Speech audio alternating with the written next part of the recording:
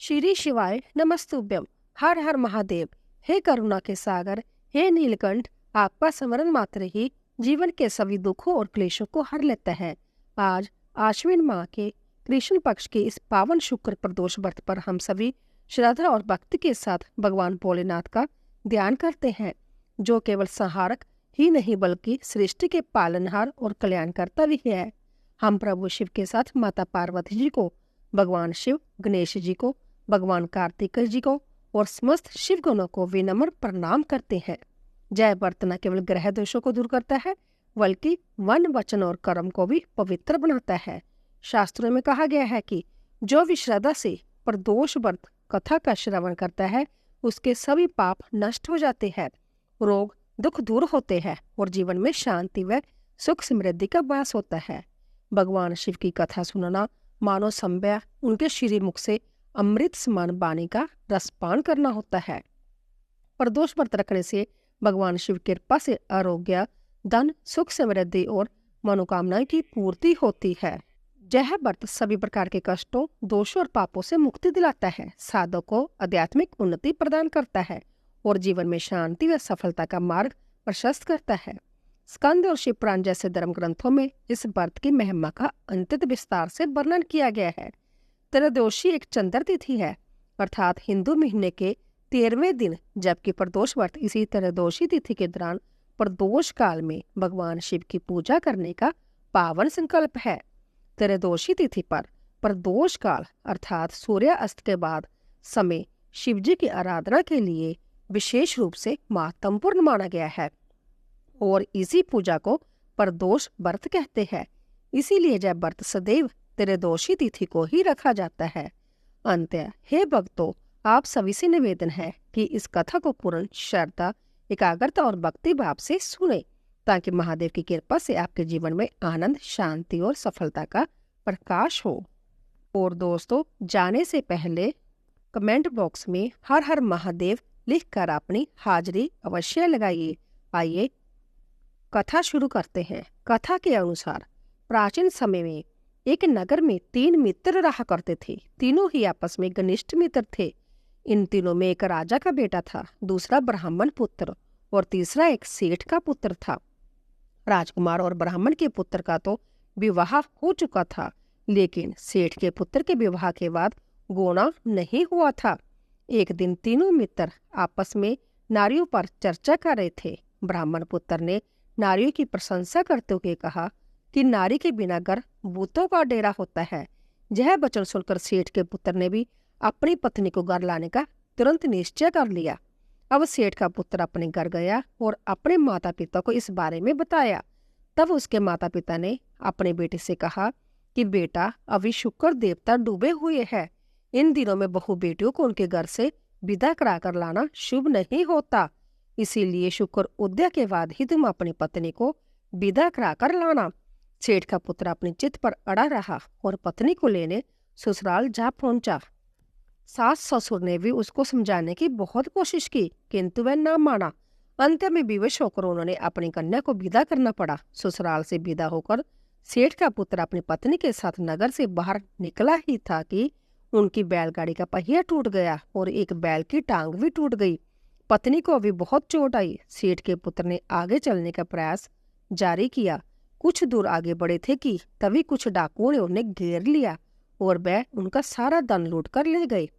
अब किसी तरह सेठ पुत्र अपनी पत्नी के साथ जैसे तैसे रोता हुआ घर पहुंचा, तभी सांप ने उसे काट लिया। उसके पिता ने वेदों को बुलाया। तब उन्होंने कहा कि आपका पुत्र 3 दिन में प्राण त्याग देगा। उसी समय इस घटना का पता ब्राह्मण पुत्र को भी लगा। तब उसने सेठ के घर आकर कहा कि आप अपने बहू को अपने पुत्र सहित उसके मायके भेज दो। यह सारी बाधाएं इसी कारण से हो रही है कि आपका पुत्र शुक्र अस्त में पत्नी को विदा करके ले आया है। यदि यह अपने ससुराल पहुंच जाएगा तो बच जाएगा। सेठ को ब्राह्मण पुत्र की बात समझ में आ गई। उसने अपने पुत्र और पुत्र वधू को वापिस लौटा दिया। वहां पहुंचते ही सेठ पुत्र की हालत ठीक होनी शुरू हो गई और फिर उसने शेष जीवन अपनी पत्नी के साथ में सुखपूर्वक बताया। इसीलिए पति की लंबी उम्र, दाम्पत्य जीवन सुखी बनाने के लिए और सभी मनोकामनाएं की पूर्ति के लिए शुक्र प्रदोष व्रत के दिन यह कथा अवश्य पढ़नी जा सुननी चाहिए। यही थी शुक्र प्रदोष व्रत कथा। हे भोलेनाथ, अगर हमसे व्रत के पालन में, कथा श्रवण में या किसी भी चरण में अज्ञानवश कोई भूल हुई हो, चाहे वह विचार से, वाणी से या आचरण से हो, कृपया हमें क्षमा करें। आप तो अज्ञानियों पर भी कृपा बरसाने वाले हैं। आपकी शरण में आकर ही मनुष्य अपने समस्त दोषों से मुक्त होता है। हम आपको बारंबार प्रणाम करते हैं और प्रार्थना करते हैं कि आपके श्री चरणों की भक्ति सदैव हम सभी के जीवन में बनी रहे। सभी प्रेम से बोलिए, देवों के देव महादेव की जय, माता पार्वती की जय। और दोस्तों, भगवान शिव जी का अभिषेक कोई दूध से करता है, कोई आंसुओं से, और कोई तपस्या में लीन, तो कोई प्रेम में पूर्ण रूप में डूबा। भगवान शिव ने कभी भेद नहीं किया। अब सुनते हैं उन भक्तों की कथाएं जिनकी सच्ची श्रद्धा ने भगवान शिव को प्रसन्न कर दिया। एक बार देवी पार्वती जी ने भगवान शिव की आज्ञा से एक श्रेष्ठ पुत्र की प्राप्ति हेतु 1 वर्ष तक चलने वाले पुण्य व्रत का समापन किया। व्रत की समाप्ति पर पुरोहित सनत कुमार ने देवी पार्वती जी से कहा, सुव्रते, अब मुझे दक्षिणा चाहिए। देवी पार्वती ने मुंह मांगी दक्षिणा देने का वचन दिया।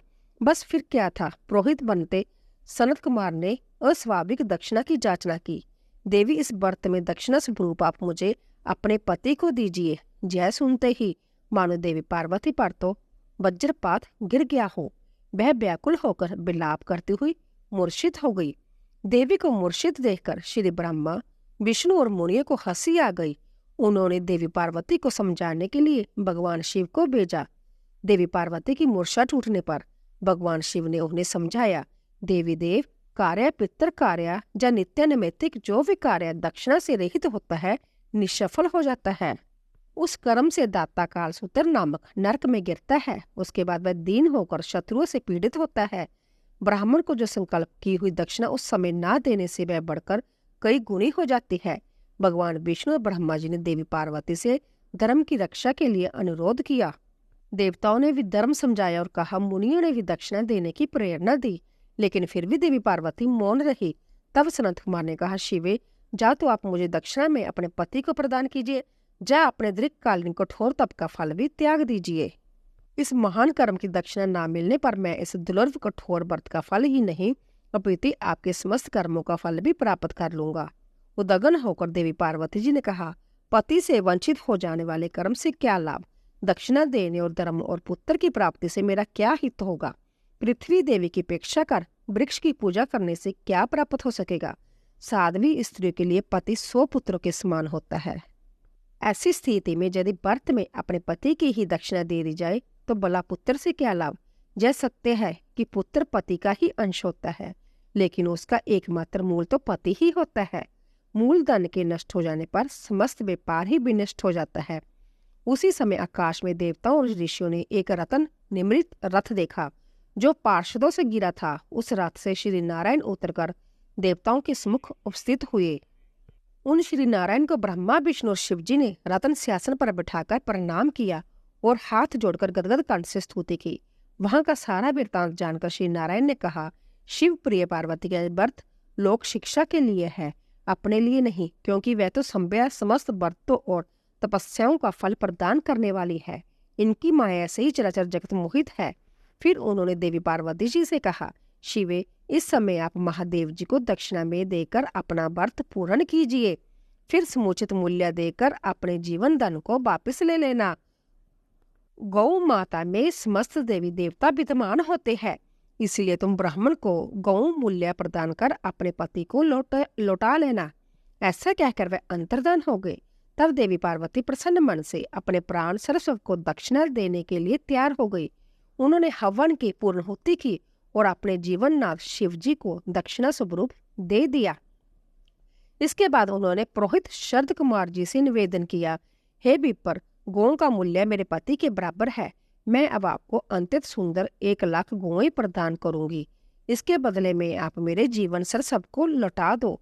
प्राणनाथ के मिल जाने पर मैं पुण्य ब्राह्मणों को विपुल दक्षिणाएं प्रदान करूंगी। तब सनत कुमार ने पार्वती जी से कहा, देवी, मैं ब्राह्मण हूँ, 1 लाख गौएं लेकर मैं भला क्या करूंगा? इस दुर्लभ रत्न के सामने 1 लाख गौओं की क्या तुलना? मैं इन्हें साथ में ले जाकर त्रिलोक में भ्रमण करूंगा।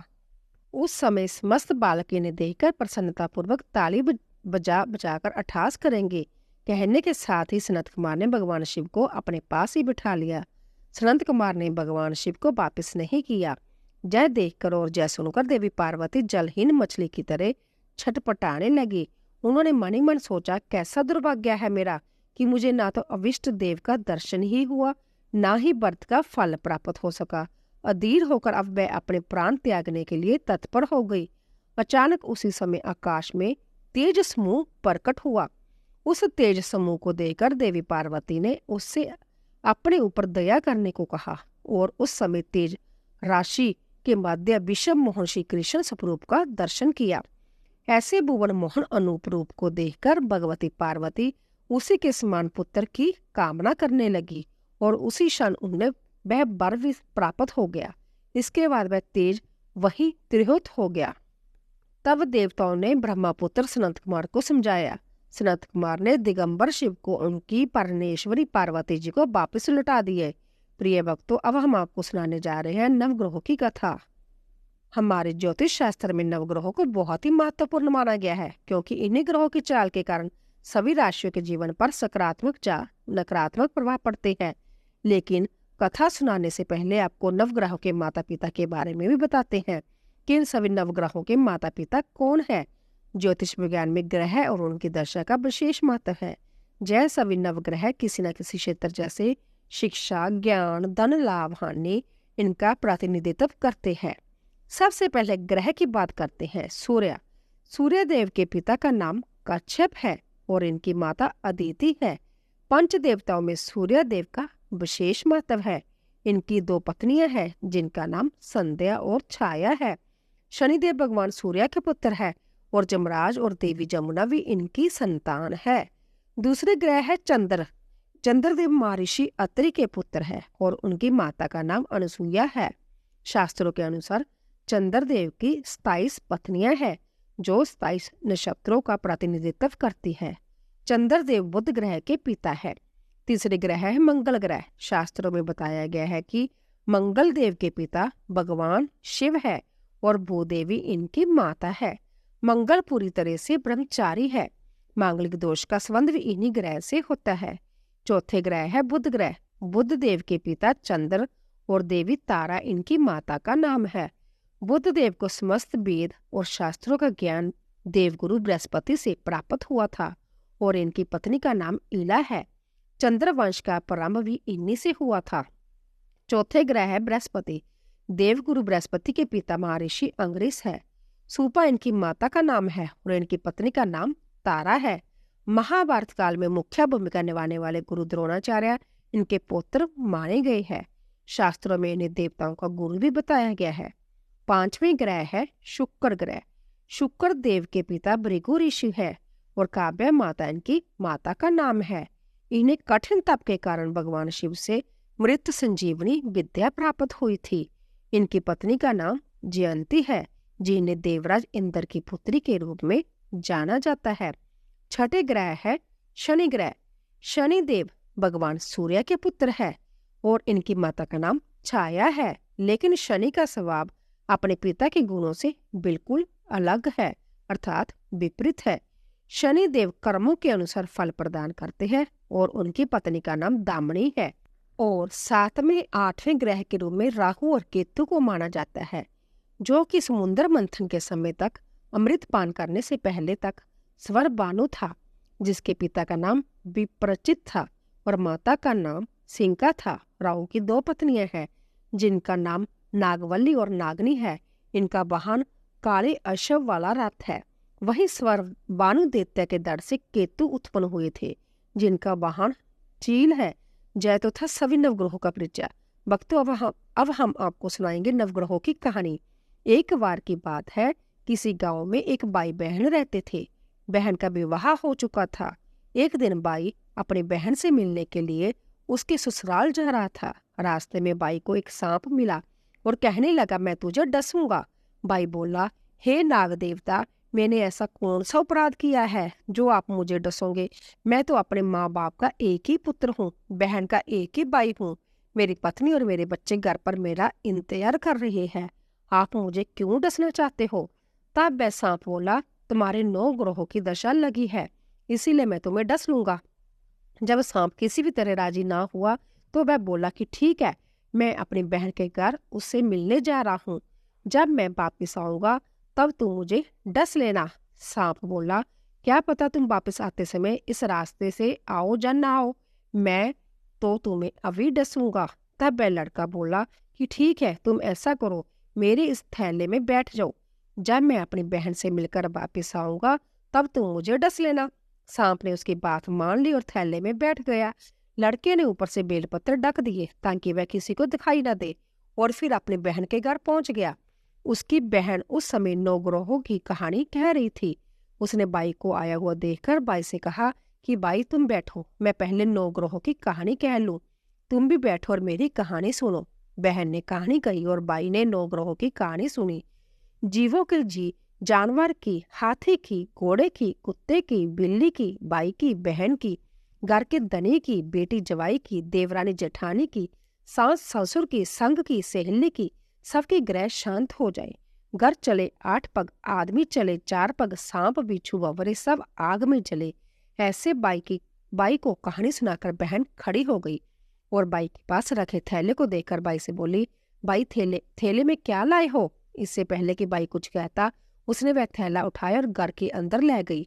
थैला खोलकर देखा तो बेलपत्र, केले और संतरे बन गए और सांप एक चमचमाता हुआ हार बन गया। जब हार पहनकर वह बहन बाहर आई तो बहन के गले में चमचमाता हार देकर बाई बोला, बहन इतना कीमती हार तुम कहाँ से लाई हो? बहन बोली, बाई तुम ही तो लाई हो मेरे लिए। थैले में केले और संतरे के साथ हार भी तो था। बाई ने सुना तो हैरान रह गया और बोला, बहन उसमें हार नहीं बल्कि मेरी मृत्यु का सम्मान था। ऐसा कहकर उसने सारी बात अपनी बहन को बताई और फिर कहने लगा कि बहन, यह तेरे ही 9 ग्रहों की कहानी का प्रभाव है जो वह सांप हार बन गया। अब यह हार तू ही रख ले। कुछ दिनों के बाद बहन के घर रहने के बाद जब बाई वापिस चलने लगा तो बहन बोली, बाई तुम्हारे 9 ग्रहों की दशा लगी है, तुम घर जाकर वापिस ही कहना कि वह 9 ग्रहों की कहानी कहे। ऐसा कहकर उसने अपने भाई को विदा किया। भाई जब अपने घर पहुंचा और जाकर अपनी पत्नी से बोला कि सुनो, हमारे 9 ग्रहों की दशा लगी है, हम नवग्रह की कहानी रोज कहा करेंगे। मैं कहूंगा और तुम सुनना, तुम कहोगी तो मैं सुनूंगा। फिर बोला, जाओ एक लोटा जल का भर कर लाओ, साथ ही मैं चावल और चीनी के दाने भी लेकर आओ। उसकी पत्नी सारी सामग्री ले आई। कहानी कही, जीव की, जानवर की, हाथी की, घोड़े की, कुत्ते की, बिल्ली की, देवरानी जेठानी की, सास ससुर की, घर के धनी की, बेटी जमाई की, बाई बहन की, सबके नवग्रह शांत हो जाइयो। घर चले 8 पग, आदमी चले 4 पग, सांप बिच्छू बम्बरे सब आग में जल जाइयो। सभी 9 ग्रह को नमस्कार है। जैसे 9 ग्रहों की दशा बाई की उतरी, वैसे इस कहानी को कहते सुनते और हुंकार भरते सबकी उतरे। सब पर 9 ग्रहों की कृपा बनी रहे। अब हम सुनेंगे दोस्तों शिव चालीसा। और श्री गणेश गिरिजा सुवन मंगल मूल सुजान, कहत जोध्या दास तुम देहु अभय वरदान। जय गिरिजापति दीन दयाला, सदा करत संतन प्रतिबाला। बाल चंद्रमा सोहतने के, कानन कुंडल नाग फने के। अंग गोर शिर गंग बहाए, मुंडा मलतन शार लगाए। बस्तर खाल बगंबर सोहे, छवि को देख नगमन मोहे। मैना मातु की होवे दुलारी, बाम अंग सोत छवि न्यारी। कर त्रिशूल सोहत छवि बारी, करत सदा शत्रु शकारी। नंदी गणेश सोयत है कैसे, सागर मध्य कमल है जैसे। कार्तिक शामिल गुण राऊं, जा छवि कोई जात न काऊं। देवन जवै जय पुकारा, तब ही दुख प्रभु आप निवारा।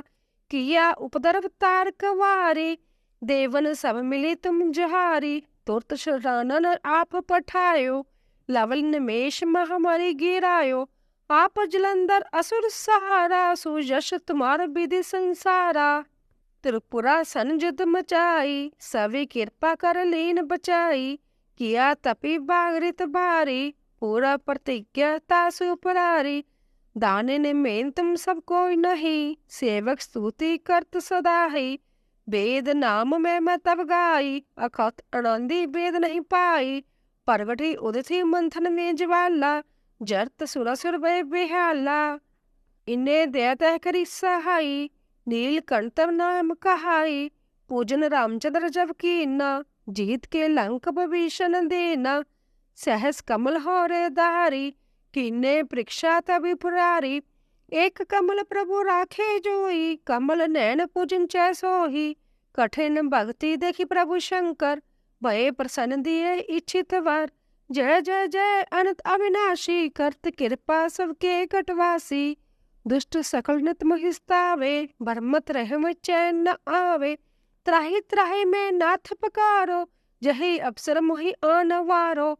ले त्रिशूल शत्रुओं को मारो, संकट से मोहि आन वारो।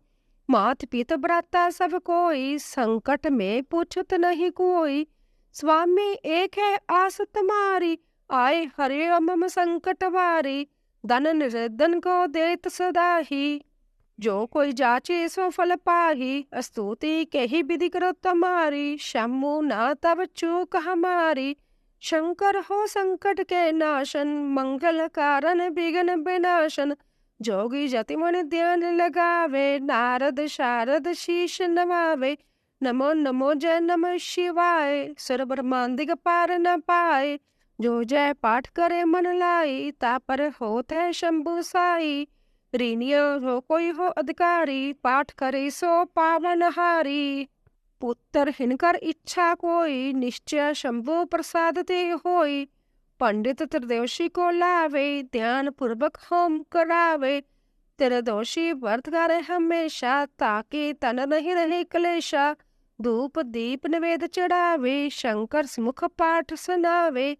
जन्म जन्म के पाप नसावे, अंत दम शिवपुर में पावे। कहत अयोध्या दास आस तुम्हारी, जानी सकल दुखोरियो हमारी। बोलिए शिव शंकर भगवान की जय। तो दोस्तों, आपको ये कथा कैसी लगी प्लीज कमेंट बॉक्स में अवश्य बताइए। और जाने से पहले चैनल को सब्सक्राइब कीजिए, लाइक कीजिए और ज्यादा से ज्यादा शेयर कीजिए। और कमेंट बॉक्स में हर हर महादेव अवश्य लिखिए। आप सभी का धन्यवाद।